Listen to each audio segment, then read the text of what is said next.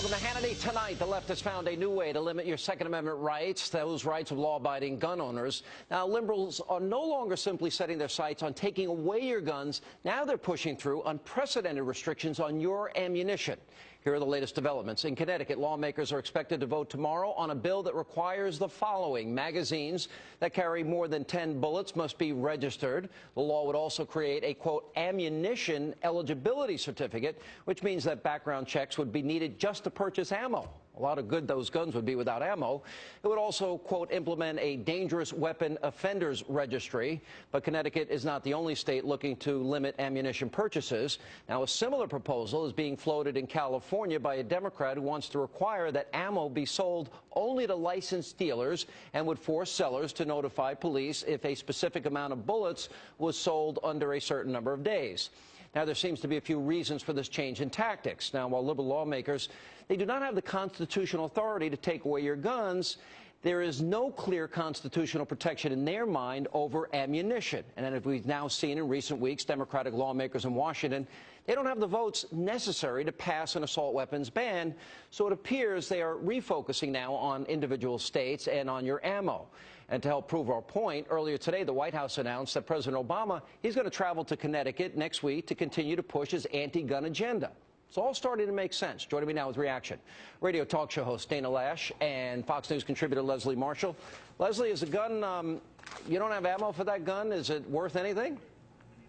I don't know. You're the one who always tells me, Sean, as a gun owner, and, you know, all your buddies that guns don't kill. People do, but I guess the ammunition really does. And quite frankly, you know the Second Amendment does not address taxation, registration, or anything regarding ammunition. You didn't answer my question. This is within the boundaries. Does a gun kill? Yes, a gun can kill without ammunition. The right of the people a gun can kill without ammunition. The right of the people to keep and bear arms shall not be infringed.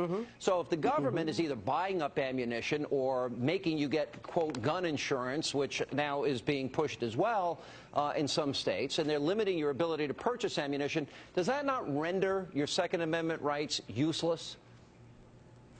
I don't believe so, and I'm not trying to be violent here, Sean, but if you take a gun, which I have not done, and I don't have, as you know, and you even see this in films, you can whack somebody to death with that. Sean, I mean, this is one of the arguments that and other things can be used as a weapon. The right to keep and bear arms shall not be infringed, but no bullets in the gun, Dana. Now, you know what? I had this understanding. I was way out of whack. I actually thought bullets were included in that constitutional right.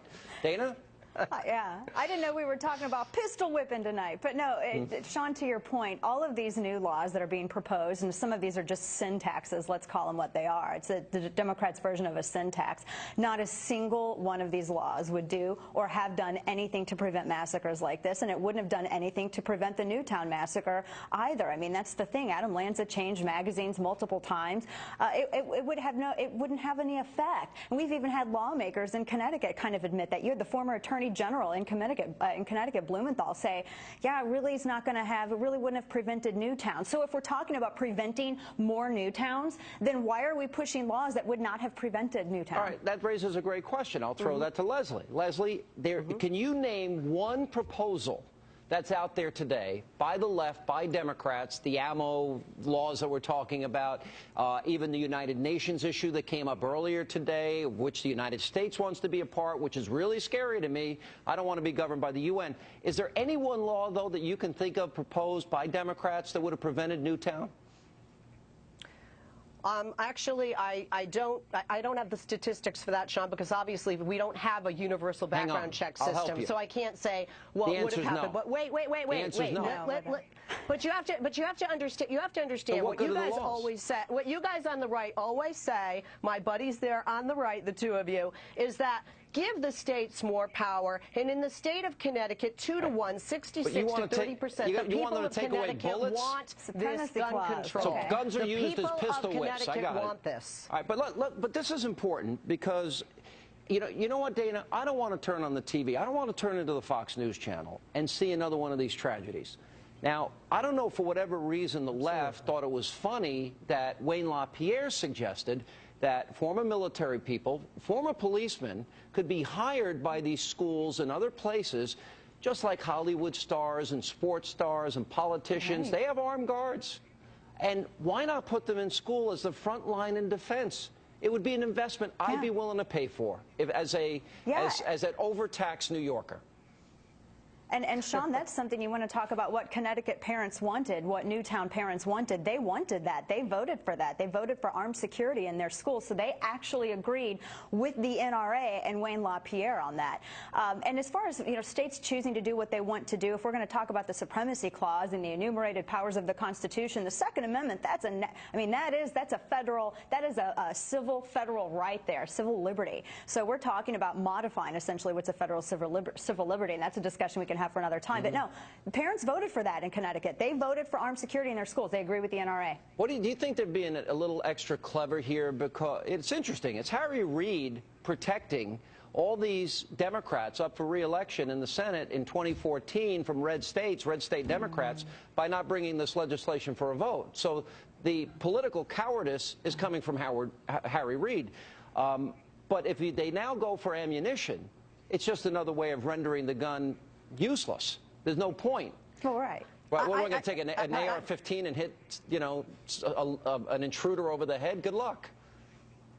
Exactly. Sean, this didn't work in 1994. Which one? Democrats lost after the assault weapons ban in 1994. That's why Harry Reid doesn't want to make this. Sorry, Liz. That's why Harry Reid doesn't want to put this in effect now. He was trying to save Democrats a little face. You know what, Leslie, if this was the moral imperative and they really thought this was the answer, even though none of these laws would have prevented Newtown, then what does that say about your party, that they don't have the courage of their convictions? They're looking more towards their re-election than they are for what they believe is safety of children?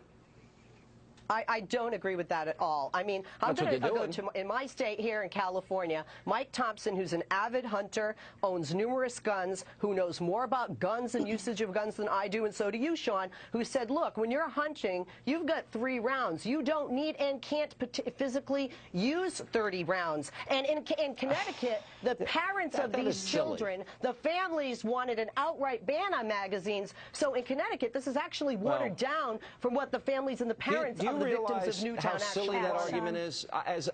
As a marksman, and I've been shooting guns since I'm 11. I've carried guns my entire adult life with carry pistol permits. That is the dumbest argument I think I've ever heard. Yeah. It's a dumb argument. Then why is it? Why are you afraid to register or pay taxes for those ammunition? Everyone always talks about hunting. One at a time, Dana. Everybody always talks about hunting, and that only makes sense if you believe that the Second Amendment is based upon hunting, but it's not. The Second Amendment is all about defending against not only individual aggressors, domestic aggressors, and government tyranny. Thank you. That's what it's about.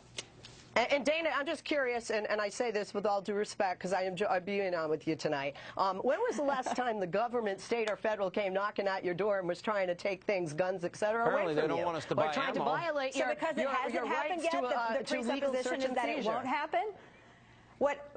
First of all, look in your state of California.